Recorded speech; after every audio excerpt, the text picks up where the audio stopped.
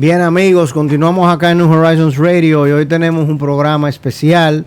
Nos hacemos acompañar de Lía Lockhart, alumna nuestra y conductora de su espacio Congreso Acechado, tenemos que acecharla porque hace unos días que no nos acompaña, se tomó las vacaciones muy en serio. Y tenemos con nosotros al doctor Ricardo Rojas León como invitado del día de hoy, porque desde hace varios días hemos solicitado la presencia de un experto del área legal jurídica para que hablemos con él sobre dos temas fundamentales. En primer lugar, obviamente, se ha debatido bastante ahora que tenemos ya 3 procesos penales en curso, dirigidos, digamos, o conducidos por la PEPCA con relación a corrupción gubernamental en el gobierno pasado, específicamente sobre la ley de extinción de dominio, que es un proyecto de ley que aparentemente los norteamericanos están promoviendo de manera fundamental dicho proyecto. Y al mismo tiempo, por otro lado, tenemos el tema del Código Procesal Penal, que si no se conoce en esta semana en el Senado, creo que en el día de hoy está en agenda para conocerse y no se refrenda, no se aprueba, pues pasaría ya a la próxima legislatura. Y mucha gente avisora que si pasa a la próxima legislatura probablemente pasarían varias legislaturas antes de que pueda ser refrendado de manera definitiva. Doctor, con respecto a la ley de extinción de dominio, primero explíquenos qué es dicho proyecto de ley y por qué se hace necesario dicho proyecto de ley para nosotros poder recuperar los fondos que hayan sido sustraídos del erario público. Bueno, en primer lugar, gracias por esta invitación. Mira, el proyecto de ley de extinción de dominio se viene trabajando en el país desde el año 2012. De hecho, en 3 ocasiones fue aprobado por el Senado de la República, ¿no? Y perimió en la Cámara de Diputados. La idea de una ley de extinción de dominio, lo que se persigue con ello es fortalecer la capacidad de combate del Estado, ¿no? Porque una ley de extinción de dominio es una herramienta de la política criminal, como lo es un código penal, y la idea es fortalecer esa capacidad para que pueda recuperar bienes de origen ilícito, ¿no? Toda esta historia de las leyes de extinción de dominio comenzó en Colombia con el caso de Pablo Escobar, que dejó una fortuna inmensa y no había un mecanismo legal para poder recuperar esos activos ilícitos por parte del Estado. Ya existe en América Latina, la OEA ha evacuado una ley modelo de extinción de dominio. En varias naciones del continente existe ley de extinción de dominio, ya hay una praxis de ley de extinción de dominio. Por ejemplo, en Perú, en el caso de Odebrecht, se ha utilizado la ley de extinción de dominio. Sencillamente, una ley de extinción de dominio es lo siguiente: usted persigue el bien ilícito, ¿no? El bien que se reputa ilícito, no a la persona. La persona es perseguida en un proceso penal. En ese proceso penal eventualmente se puede solicitar el decomiso de bienes que se consideren producto del delito que se le imputa a la persona. En este caso, actualmente hay 3 proyectos que han sido sometidos en el Senado de la República. Entonces se creó una comisión para conciliar todo aquello y que salga un proyecto lo mejor posible. Es importante que tengamos claro que cuando comenzó a discutirse este tema en la República Dominicana, se pensaba básicamente en narcotráfico y en lavado de activos. No se estaba pensando en el tema de la corrupción. El tema de la corrupción se ha ido incorporando en el debate reciente. De todos modos, el Senado se está asesorando con organismos internacionales, con asesores extranjeros, y a mí no me cabe la menor duda de que el proyecto que finalmente va a salir de esa comisión va a ser un proyecto, digamos, que recoja lo mejor de las tres versiones que se han entregado, ¿no? La más reciente, que fue conocida en el Senado, fue la de 2018. De modo que yo creo que estamos en el umbral de tener una ley de extinción de dominio. Hay que tener en cuenta también lo siguiente. Los tres proyectos ya tienen una legislatura, porque fueron sometidos a una legislatura que termina, que ya debió terminar, pero que no ha terminado por el estado de emergencia, ¿no? Pero que hoy en el Senado se cierran los trabajos. Entonces, le quedará una legislatura, la próxima legislatura. Si en esa legislatura diputados y senadores no sancionan el proyecto que resulte del trabajo de la comisión, entonces habrá que reintroducirlo de nuevo, como probablemente habrá que reintroducir el 16 de agosto el Código Penal. Doctor, explíqueme como si yo fuera un niño de 5 años. Un funcionario público que hurta del Estado, por la vía que sea, N cantidad de dinero, y es encontrado culpable en los tribunales de la República, el Estado no tiene al día de hoy el Código Criminal, el Código Penal dominicano al día de hoy, y el Código Civil también, si se quiere plantear así, no tiene mecanismos para garantizar el retorno de esos fondos. Mira, o sea, si la Procuraduría demuestra, si la Fiscalía, si el Poder, si el Estado demuestra, ¿no?, que yo hurté 10 millones de dólares y el juez me condena a 10 años de prisión y 15 millones de dólares de multa por esos 10 millones que yo me robé, porque siempre es así, o sea, siempre te condenan a algo más de lo que tú te robaste. El Estado no tiene mecanismos y cuando van a buscarme a mí, yo en mi casa no tengo nada, todo lo tengo a nombre de terceros, de cuartos y de quintos, o todo lo saqué y lo tengo en un paraíso fiscal. No hay forma de garantizar de que yo retorne esos fondos. Eso es lo que usted me dice. Por eso se necesita la ley de extinción de dominio. Mira, explíquemelo como para que nos entendamos todo. Bueno, mira, el Estado siempre tiene forma de recuperar parte de lo que ha sido, digamos que robado del Estado, ¿no? Sí. Lo que ha sido producto de cualquier infracción en contra del patrimonio público. Pero claro, existe la incautación.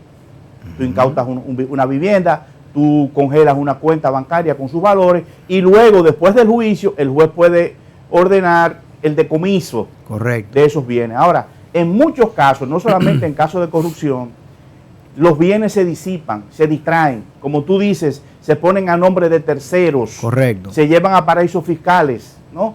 Se ponen a nombre de familiares, de amigos. Entonces, ya es un poco más difícil.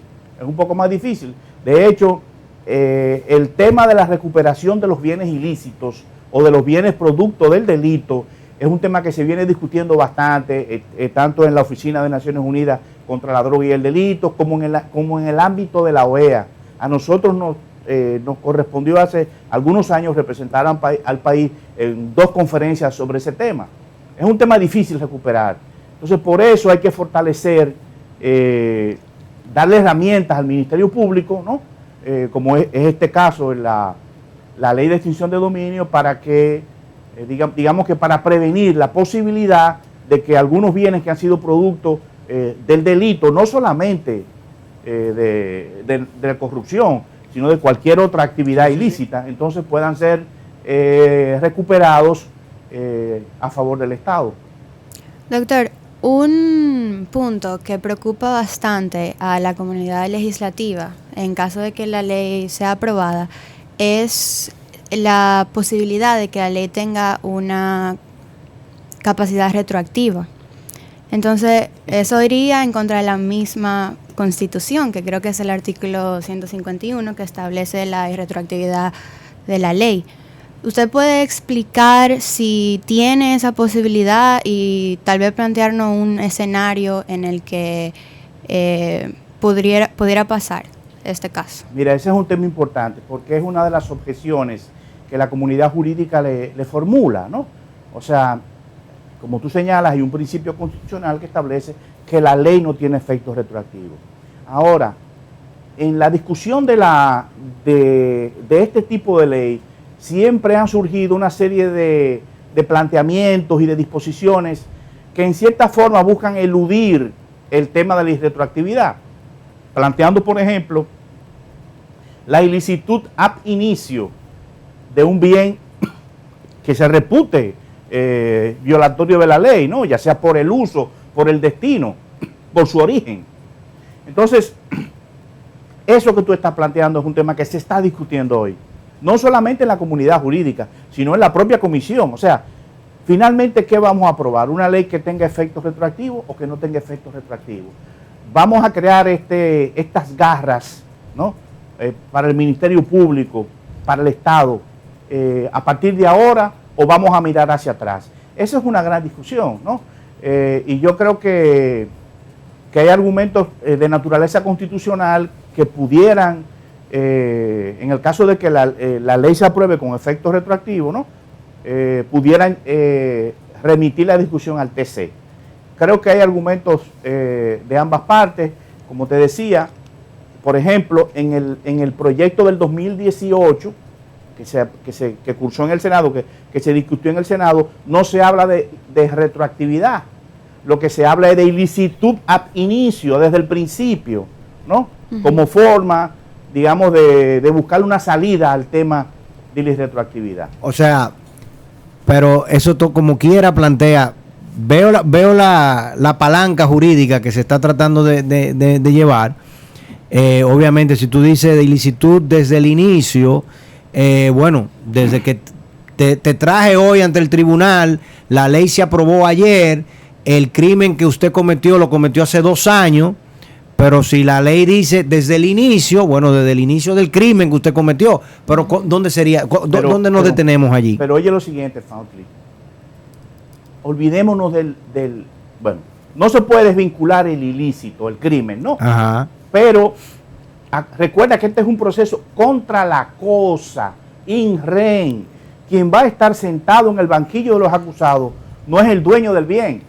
El dueño del bien va a estar ahí defendiéndolo con su abogado, ¿no? Llevando evidencia del supuesto o real origen lícito de los recursos con los que adquirió el bien. Pero quien va a estar ahí, para decirlo en un lenguaje sencillo, es el bien, el inmueble, el vehículo, el solar, el yate, la cuenta bancaria.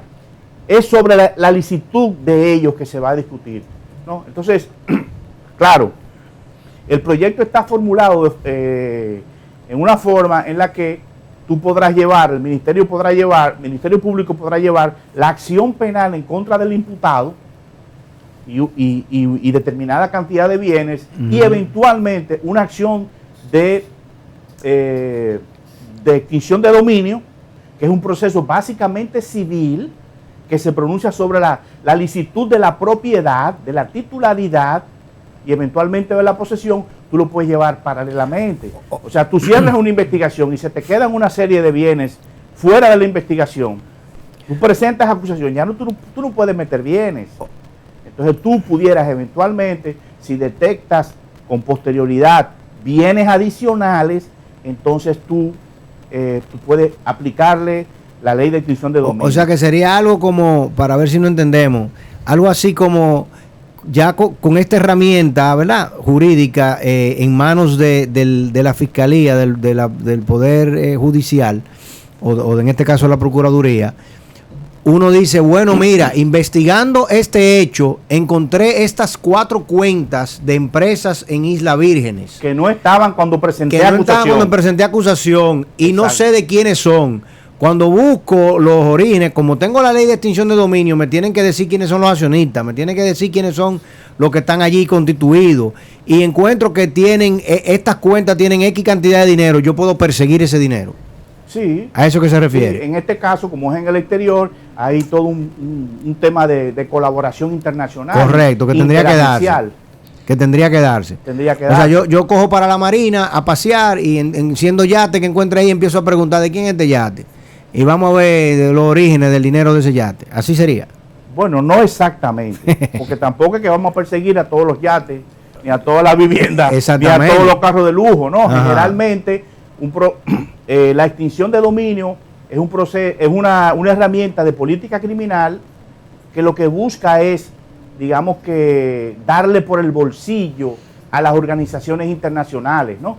Al tráfico de drogas, al tráfico de armas, al tráfico de personas, ¿no? A la misma prostitución, el tráfico de niños, el tráfico de órganos. Y a la corrupción institucional como Odebrecht. Y a la corrupción también, y a la corrupción, ¿no? Pero vamos a plantear un escenario un poco más sencillo. O sea, si tenemos, por ejemplo, un funcionario que antes de que la ley se aprobara, en caso de que se apruebe, utilizó una vivienda para almacenar droga, por ejemplo. Y vamos a decir que en el mejor de los casos, en el contrato de inmueble no había una cláusula que exigiera una práctica de buena fe para la vivienda. Entonces, ya se aprueba la ley y yo, como cualquier ciudadano, vengo y presento la querella o la denuncia, o la acusación, con la prueba de que esta persona utilizó esta vivienda con práctica de que no fuera de buena fe. Pero eso fue hace ya, vamos a decir, en el 2010, hace ya tantos años. ¿Eso sería un acto de retroactividad o eso realmente aplicaría? En casos como esos, donde hay droga, tú no vas a utilizar una ley de extinción de dominio. Tú lo que utilizas es la ley de narcotráfico, la ley de droga y además la ley de lavado de activos. Sí. Entonces, fíjate, frecuentemente en materia de narcotráfico y de lavado de activos, algunas personas que son titulares de bienes, por ejemplo, hay muchos narcotraficantes que compran vehículos, pero no lo compran cash, sino lo compran financiado.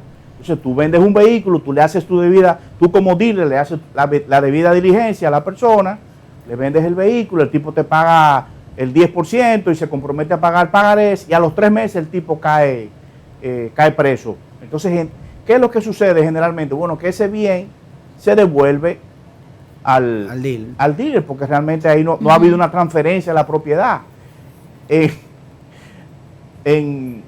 Recientemente, en el pasado reciente, lo que se hacía era que se le decía, bueno, yo te devuelvo el bien, pero tú tienes que devolverme lo que él pagó. ¿Entiendes? Claro. Entonces, al final el dueño, el dealer, ¿no? El vendedor, el concesionario, perdía la depreciación, se la cargaba, ¿no? Doctor, bien, todavía veo muy endeble el sueño dominicano que tiene alguna gente de que el Estado dominicano va a lograr recuperar los bienes de una supuesta corrupción administrativa en el pasado, en el presente, pasado reciente, pasado antiguo y en el presente. Pero cuando hablamos, por ejemplo, del Código Procesal Penal, que está a conocerse en el día de hoy. Penal, sí, correcto. El Ministerio Público, por la vía de la Procuraduría, entregó la semana pasada 11 observaciones a dicho código, que no tienen nada que ver con las famosas 3 causales, que es otro bastión de observaciones que tiene un grupo de la población muy importante con respecto a dicho código. Aparentemente esas observaciones van muy de la mano de observaciones que ya habían hecho organismos multilaterales y organizaciones internacionales e inclusive organizaciones locales a debilidades que tiene el Código Procesal Penal presentado al día de hoy. ¿Cuál es su opinión? ¿Debe de ser refrendado? ¿Debe de ser observado? Mira, yo he trabajado en las últimas 3 versiones del código. Okay. Y mi opinión hoy en día es que al código le faltan 1 o 2 legislaturas de trabajo. Okay. Es claro eso, ¿no? O sea, yo pienso que en la segunda lectura del código se introdujeron modificaciones que lamentablemente no solamente han desatado las alarmas, sino que han generado repudio por parte de la población. ¿Tales como? Ahí está, bueno, el artículo 87, donde se excluye la discriminación por orientación o preferencia sexual, y no solamente eso, sino que se incluye un párrafo donde se dice que usted puede discriminar invocando la objeción de conciencia. La objeción de conciencia es un instituto que existe en algunos ordenamientos jurídicos, y en el nuestro existe, pero solamente lo puede invocar el periodista. Cuando el ejecutivo o un dueño de un periódico le dice, mire, firme esa nota, o yo le corregí esa nota a usted y se va a salir así. Tú dices, no, espérese, que yo no estoy de acuerdo con el contenido de esa nota. Eso no fue lo que yo escribí. Eso es lo que se llama la objeción de conciencia. Entonces, aquí en el artículo 187 lo que se está planteando es que tú puedes discriminar por una objeción de conciencia, por motivos religiosos, por ideas. Entonces eso es insostenible. Okay. Eso es insostenible y eso desgraciadamente se introdujo en la segunda lectura del código. En la Cámara de Diputados. En la Cámara de Diputados. Eso es insostenible.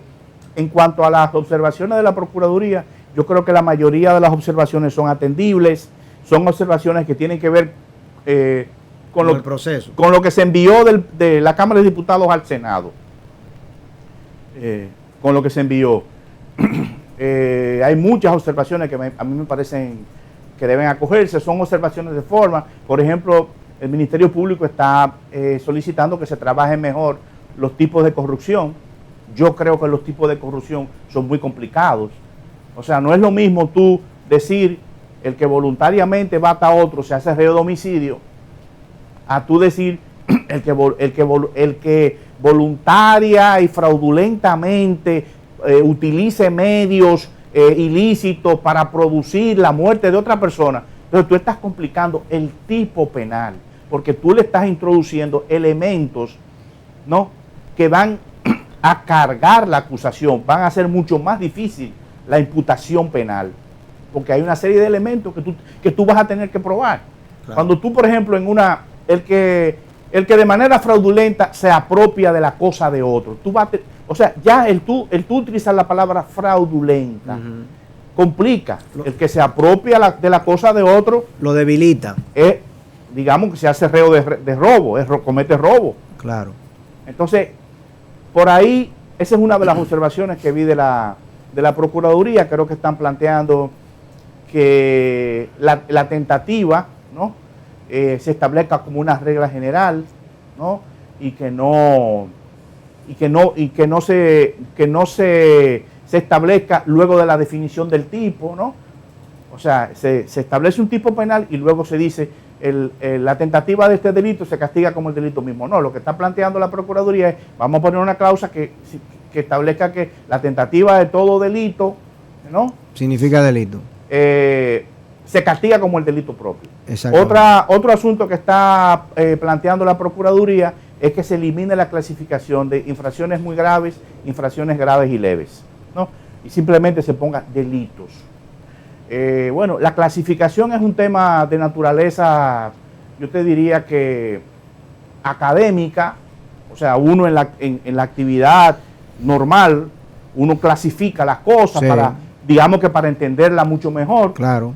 No hay ningún problema, yo creo en que se elimine la clasificación, pero al final, cuando estemos en la clase, los profesores vamos a tener que clasificar.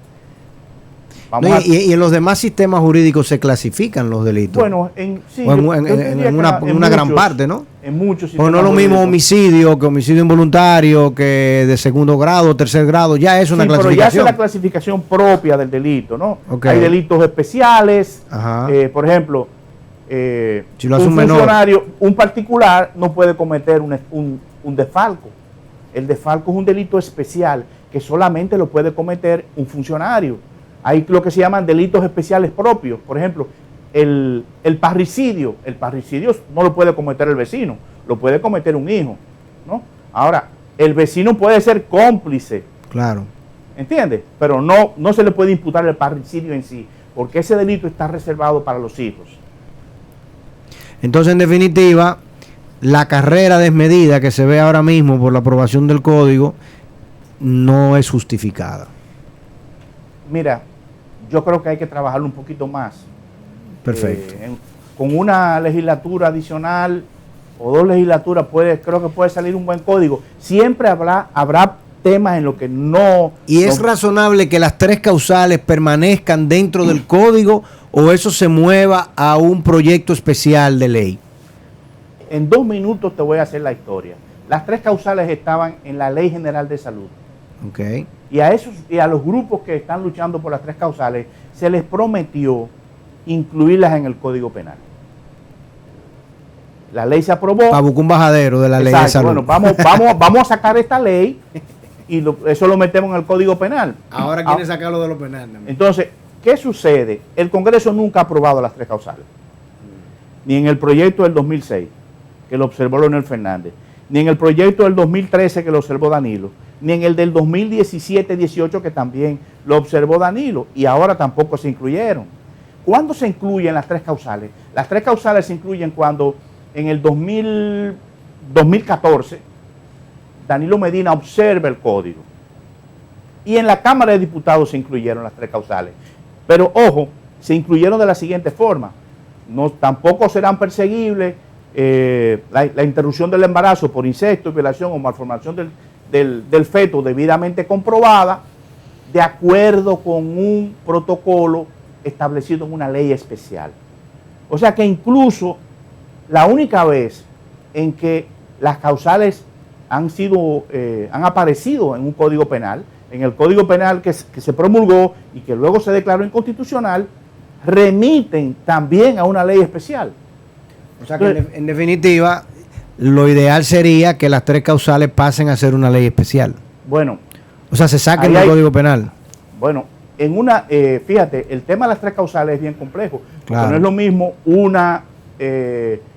digamos que un embarazo, una interrupción del embarazo por violación, que una interrupción del embarazo por incesto o por malformación. O sea, son condiciones que tienen que darse, que tú no la puedes incluir en un código penal. Necesariamente tienes que incluirla en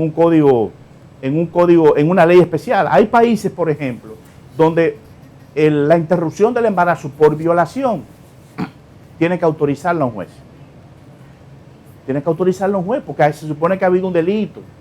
O, por ejemplo, un dictamen de una comisión de bioética de un hospital donde dice este embarazo hay que interrumpirlo, ¿no? Entonces, también podría eventualmente, o en algunos casos es ratificado por un juez.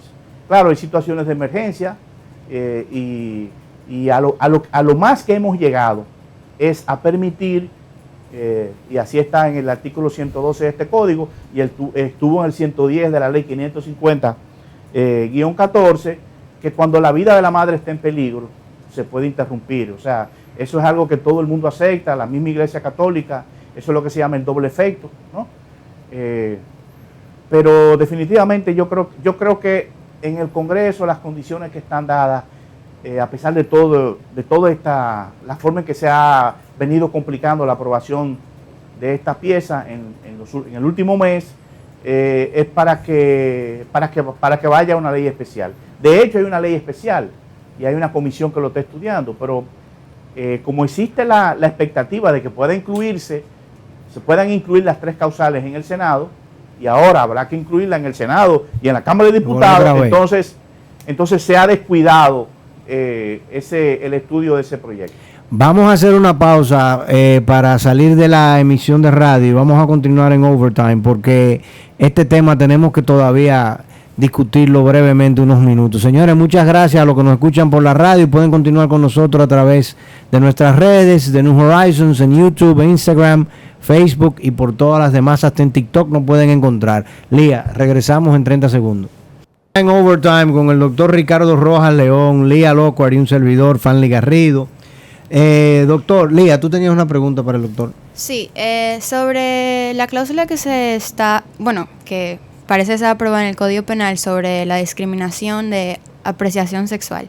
Háblenos de eso, doctor, porque teníamos ya entendido que ya estaba incluido antes, que no se podía discriminar por apreciación sexual, sexo, género y demás. O sea, ¿cuál fue el origen de que se haya quitado? ¿De dónde vino esa intención? Mira, yo te digo la verdad, me parece que en el Congreso hay un sector conservador muy importante. Claro. Yo te diría que el Congreso nuestro es un Congreso conservador. Y bueno, el artículo 187 dice, constituye discriminación el hecho de incurrir en cualquier trato desigual o vejatorio contra una persona física en razón de su origen o nacionalidad, edad, sexo, color, vínculo familiar, aspecto físico, condición socioeconómica, estado de salud, discapacidad, costumbre, opinión política, actividad sindical oficio o su pertenencia o no a una etnia, raza o religión determinada. Ahí debió incluirse orientación o preferencia sexual. Así era como estaba. Pero eso se saca. Entonces, al final, tú sabes que la discriminación se manifiesta a través de una serie de conductas, ¿no?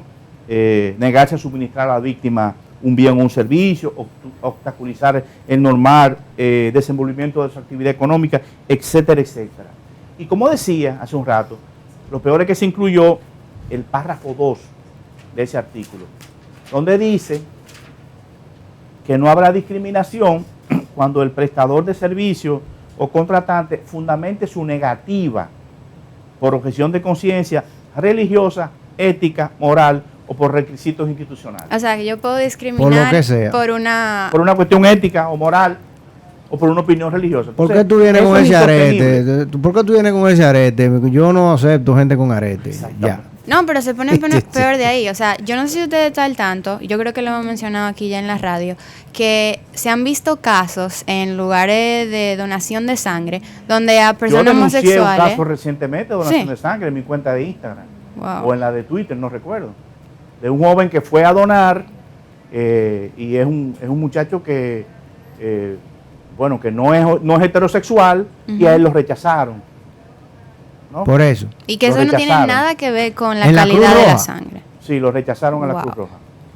Eso yo lo denuncié hace 4 o 5 meses y fue bastante, o sea, entonces eso es insostenible. Entonces, ese joven no tiene base constitucional para ir a... Él tiene a- base constitucional Sí. porque eso es un acto discriminatorio. Claro, es discriminatorio. Pero no específico a su orientación sexual. O sea, Pero no. no, él no puede alegar que fue específico a su orientación sexual. Sí, fue evidentemente. Él pudiera, yendo a un juez de amparo, demandar, digamos, exigir que le reconozcan el derecho a donar sangre, ¿no? Okay. Porque evidentemente fue una discriminación. Y fue una discriminación por su condición de, digamos, de gay, Ujú. para utilizar un término que se utiliza, ¿no? Ujú. No es heterosexual, todo el mundo lo conoce. Es un muchacho que está en el medio artístico, básicamente en el área del cine. Entonces, evidentemente fue un acto discriminatorio. Lo que busca el código es sancionar penalmente al que incurre en discriminación. Y eso es, digamos que, sobradamente justificado. Miren, yo le voy a poner un ejemplo.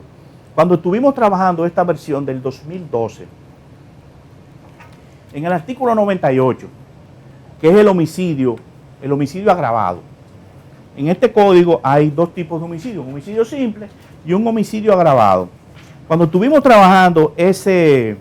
¿Cuál es la diferencia entre homicidio simple y agravado? Bueno, el agravado puede ser contra un menor, una mujer embarazada, cuando hay acechanza, alevosía. Ujú. O sea, son una serie Cuando de... es premeditado. Exacto, premeditación. O sea, ya aquí en el nuevo código no se habla de asesinato, por ejemplo, sino homicidio simple, homicidio agravado. Entonces, escuchen esto. Miren, el artículo, el homicidio agravado,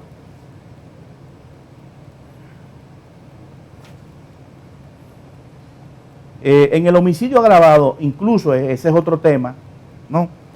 En las versiones anteriores, el H de las versiones anteriores, ¿no? Anteriormente creo que era el 98, ahora es el 97, se incluía la discriminación por razón de sexo o preferencia sexual.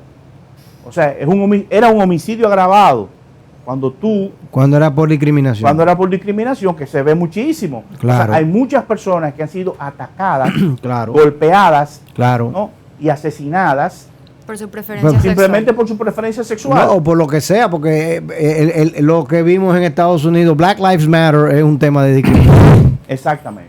Black Lives Matter es un tema de discriminación. Entonces eso también se sacó del código. Algo que estaba en las 2 versiones anteriores. O sea que ahí hubo un trabajo un trabajo de eliminar todo lo que... O sea que si yo todo veo... lo que implica reconocimiento a la preferencia, al derecho que tiene cada quien a tener una preferencia u una orientación sexual distinta. Y no tenemos un grupito, doctor, en el Congreso de legisladores que esté tratando de que eso se incluya o que no se Claro quite que sí, o qué. claro que sí. De hecho, hay voces importantes, por ejemplo, José Horacio Rodríguez, la misma Farideh Raful, el senador de la provincia de Santo Domingo, Antonio Taveras, y muchos otros legisladores que han sido cuestionadores de este tratamiento, digamos que discriminatorio del código, porque realmente uno de los grandes temas de la discriminación a nivel mundial es el tema de la discriminación por preferencia u orientación sexual. Claro. O sea, es una realidad que no se puede tapar con un dedo. En República Dominicana pudiéramos tener más situaciones de ese tipo que por motivos raciales. Sí, por supuesto. Porque somos un país mestizo. Sí. Correcto. No, aquí el racismo no es tan grave, ni siquiera contra los extranjeros, porque somos un país muy ávido y muy abierto a recibir extranjeros, como en otros países donde sí son discriminados. Doctor, pero vamos a suponer, yo espero que no, y definitivamente la inclusión de artículos como estos, de modificaciones a la naturaleza misma del Código Penal, incluyéndole este tipo de esquemas, esperamos que no vayan a pasar. Ahora bien, o sea, que no sean refrendados. Pero si fuese refrendado el Código Penal con eso, entonces ya nosotros nos van a someter en la Haya o nos van a someter en un tribunal internacional por violación. Bueno, porque no podemos tener un Código Procesal Penal discriminatorio y ser consignatario de todos los demás tratados internacionales.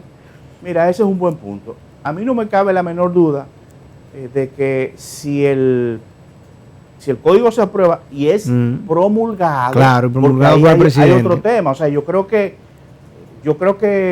este Congreso, que es mayoritariamente oficialista, claro, del PRM, siempre son oficialistas, no puede darse el lujo de poner a su presidente en esa que coyuntura, está cumpliendo un año de gestión en esa disyuntiva tan difícil, claro, ¿no?, de aprobar u observar un código. Eso es un elemento político adicional que no está en la discusión de si las tres causales, que si la discriminación, sino el tema político, ¿no? Poner al presidente en esa situación. Bueno, algunos dirán, bueno, es un problema del presidente, nosotros somos legisladores, pero no, las cosas hay que verlas, yo creo que con una perspectiva mucho más amplia. En el caso hipotético de que se apruebe y se promulgue, recuerden que el código tiene una vacatio legis de un año, o sea, no entra en vigencia, sino 12 meses después. Tribunal Constitucional. Entonces, bueno, puede ir al Tribunal Constitucional o puede corregirse todo eso mediante una ley especial. Una ley especial. Que modifique los artículos del código que tienen que ser modificados, que tienen que ser corregidos o que tienen que ser mejorados. De hecho, el código trae muchas cosas novedosas.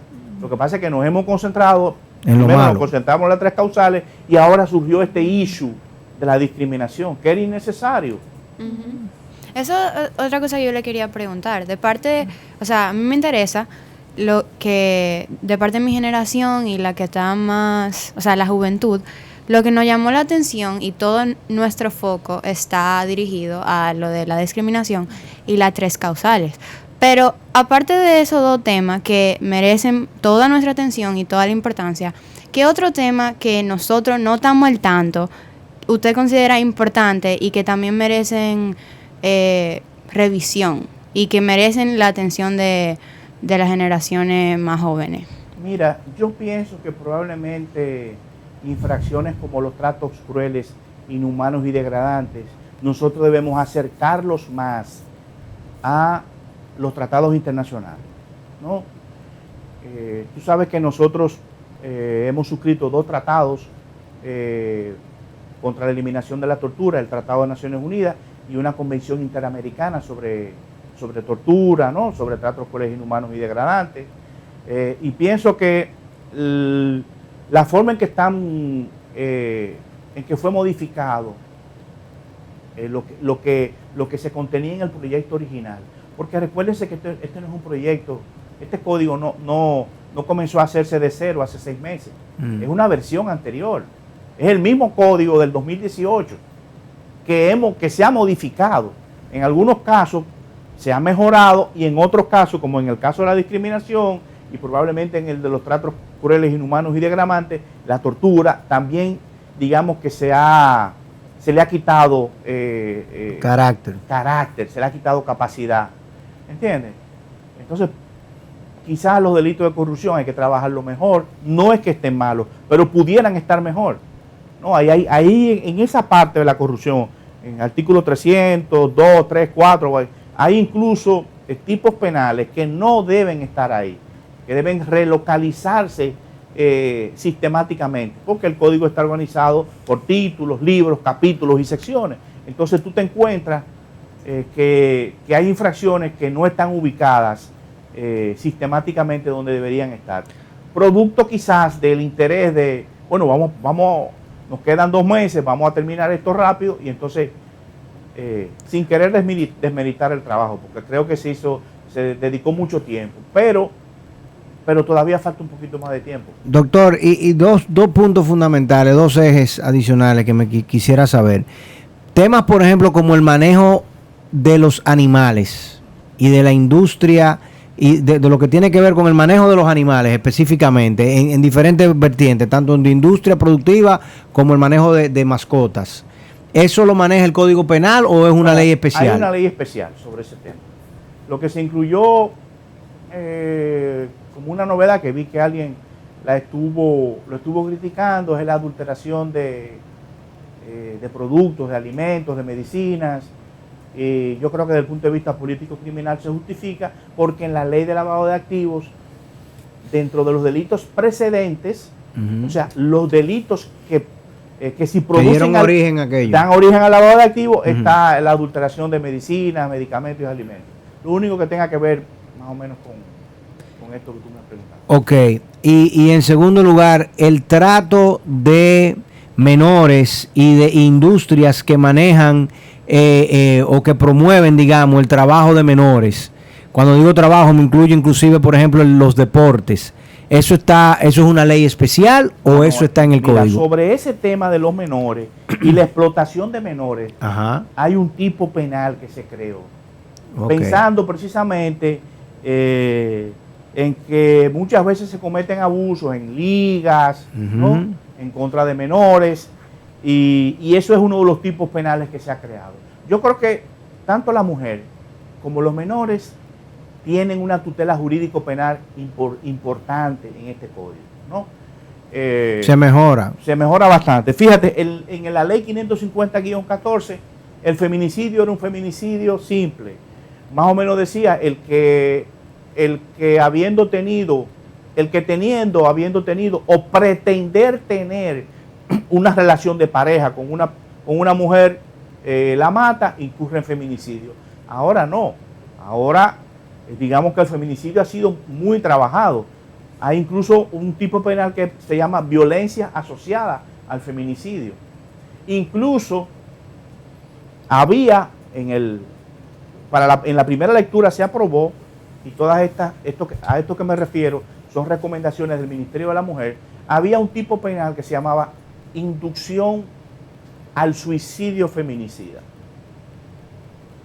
Inducción al suicidio feminicida. O sea, tú la presionas tanto que ella se suicida. Exacto, o la induces. Entonces, ¿qué se hizo? Que ese tipo penal, que era exclusivo, o sea, que tutelaba únicamente a la mujer, protege a los menores. Entonces se hizo un poco más amplio. Se abrió. Ya es inducción al suicidio o colaboración al suicidio, ¿no? Y hay modalidades simples y hay modalidades mucho más agravadas, cuando, por ejemplo, hay menores, mujeres embarazadas, porque, y yo creo que tiene sentido la modificación. ¿Por qué?